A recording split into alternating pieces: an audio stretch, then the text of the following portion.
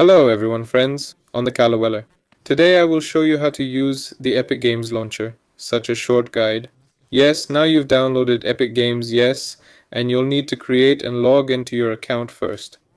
So after that, accordingly, here in the settings, you can choose the language, update the system, yes, respectively, and choose whether to turn on Epic Games with a computer or not. Here also here we have support and game management. Here auto updates and so on. Here are the download settings tabs. You can choose where the games are downloaded, yes, and you can also limit the download speed. Next, this is the store. From here you can buy and download games. For example, we are looking for some kind of game. Yes, perhaps there is some free one. For example, this game is now being distributed. Yes, to get it, I click the Get button, or if you buy, then Pay. We have this thing loaded. Click Pay.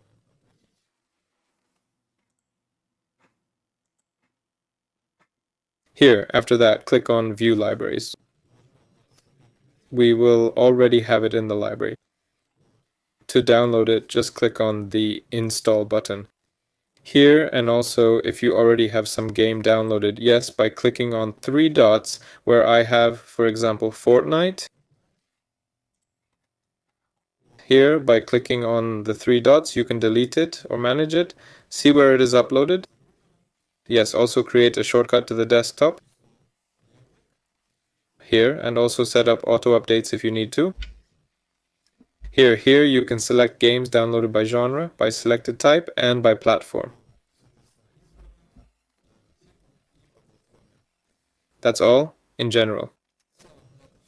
Here is a basket. Here you can give gifts. Yes, if some friends have them on the wish list. Here, your friends list will be on the right. To add a friend, click plus and accordingly write his nickname and accordingly chat here, that's all. You can also edit your profile. To do this, you will need to go to your profile and click on the account button, after which a window with settings for the account will open. That's all. Weller was with you. Bye everyone.